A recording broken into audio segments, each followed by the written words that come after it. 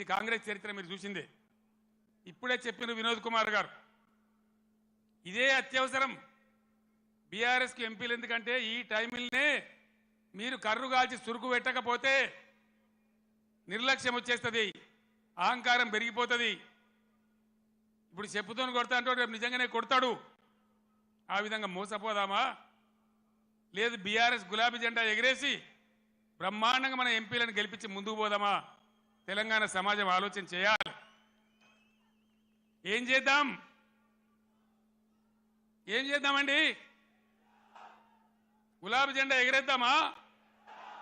ఈ పార్లమెంట్ ఎన్నికల్లో ఎంత బలంగా గులాబీ జెండా ఎగిరితే ప్రజల పక్షాన కాపలాదారులుగా ఇంతకుముందే వినోద్ గారు చెప్పినట్టు బ్రహ్మాండంగా ముందుకు పోతాం.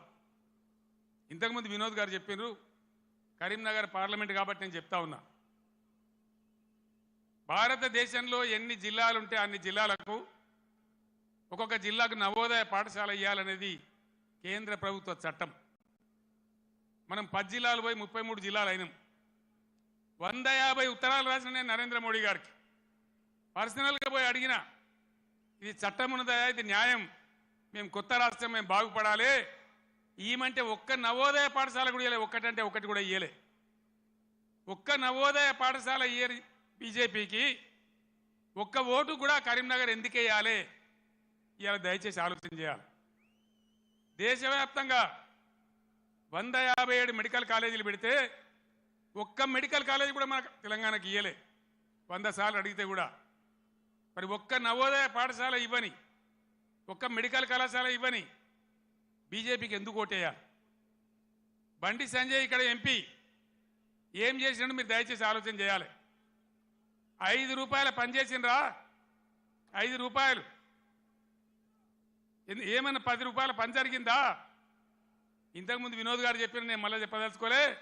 ఆయన ఉన్నప్పుడు కరీంనగర్ స్మార్ట్ సిటీ కానీ, జాతీయ రహదారులు కానీ, రైలు మార్గం కానీ, ఇంకా అనేక ఇన్స్టిట్యూట్స్ గురించి కానీ కేంద్రంతో పోరాటం చేసిండు. చాలా ఎక్కువసార్లు పార్లమెంట్లో మాట్లాడిండు. అసలు బండి సంజయ్కు వినోద్ కుమార్కు పోలిక ఉన్నదా? దయచేసి మీరు ఓటు పోసే ముందు ఆలోచించాలని కోరుతా ఉన్నా. ఎటువంటి వాడు మన ఎంపీగా ఉంటే మనకు లాభం అవుతుంది? నిజాయితీగా ఉండి నా ఎంబడి నిజాయితీగా ఆశాంతం ఉద్యమ పొడుగున ఏనాడు కూడా మడమ తిప్పకుండా పనిచేసిన నాయకుడు వినోద్ కుమార్. నిజాయితీకి మారుపేరుగా ఉన్న వ్యక్తి వినోద్ కుమార్. ఏ జిల్లా ప్రజలైతే తన ఎంపీ గెలిపించిండ్రో వాళ్ళ కోసం అన్ని రకాలుగా ముఖ్యమంత్రిగా నాతోని కానీ కేంద్రంతో కానీ కొట్లాడి ఈ ప్రాంతానికి పనులు కానీ, డబ్బులు కానీ, నిధులు కానీ రాబట్టడానికి అన్ని విధాల పనిచేసిన వ్యక్తి వినోద్ కుమార్. దయచేసి ఆలోచన చేయాలి. కేసీఆర్ ఉన్నాడు, ఒక ఎకరం పొలం ఎండిందా? మరి ఇవాళ ఏం బీమారి వచ్చింది?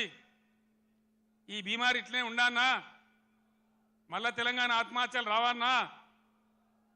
మేము ఏం చేసినా ఒక పథకం ప్రకారం చేసినాం, ఒక సిస్టమ్ ప్రకారం చేసినాం. తెలంగాణలో వ్యవసాయ స్థిరీకరణ జరగాలని వ్యవసాయ పాలసీ పెట్టుకున్నాం. నాకు ఎవరు దరఖాస్తు చేయలే, దండం పెట్టలే, ఎవరు ధర్నా చేయలే. రైతు బంధు తెచ్చినాం. దేశంలో ఏ రైతు నాయకుడు తేలే.